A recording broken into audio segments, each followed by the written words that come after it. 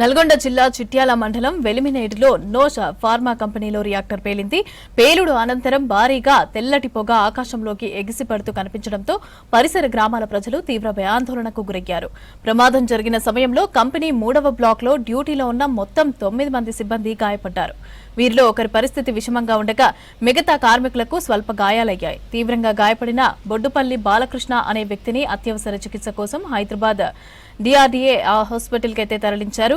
గాయపడిన మరో 6 కార్మికులకు కూడా అదే ఆసుపత్రికి తరలించి చికిత్స అందిస్తున్నారు. ప్రమాదంపై స్పందించిన నకరికల్ ఎమ్మెల్యే వేముల వీరేశం క్షతగాత్రులకు మెరుగైన వైద్యం అందించాలని అధికారులను ఆదేశించారు. ఇక తరచూ ప్రమాదాలు జరుగుతున్నందున నోష్ ఫార్మా కంపెనీ తక్షణమే సీజ్ చేసి పూర్తిస్థాయి విచారణ జరపాలని ఆయన డిమాండ్ చేశారు. ఇదే కంపెనీలో 20 రోజుల క్రితమే జరిగిన మరో ప్రమాదంలో 2 కార్మికులు తీవ్రంగా గాయపడ్డారు. తరచూ జరుగుతున్న ప్రమాదాలతో కంపెనీ భద్రతా ప్రమాణాలపై తీవ్ర అనుమానాలు వ్యక్తమవుతున్నాయి.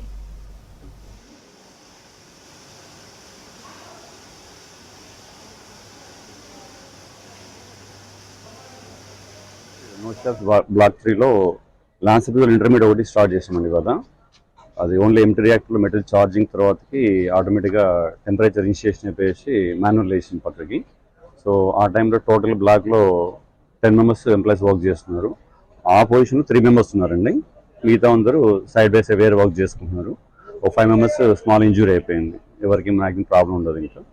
సో ఇమీడియట్ మేమే ఫైర్ అండ్ సిస్టమ్ తోటి అక్కడ వచ్చిన మంటలు కానీ పొగ అంతా ఆర్పేట్ చేసేసాము. సో ఇప్పుడు ప్రజెంట్గా అంతా 100% సేఫ్. ఇంకా ప్రాపర్టీని ఇంకా చూడాలి సార్. ఇంకా వాళ్ళందరూ అందరూ సేఫ్ అండి. అందులో 2 ఇంజూరీ అండ్ లాస్ట్ టైం ఒకతను డిశ్చార్జ్ అయ్యాడు. ఇంకొకతను ఆల్మోస్ట్ ఈ వీక్లో డిశ్చార్జ్ అవుతారండి ప్రాబ్లం. సో ఇప్పుడు ఇంజూరీ అయిన వాళ్ళు కూడా 5 to 10% డిఆర్డీఓ ఎల్బీ నగర్ అండి, అపోలో.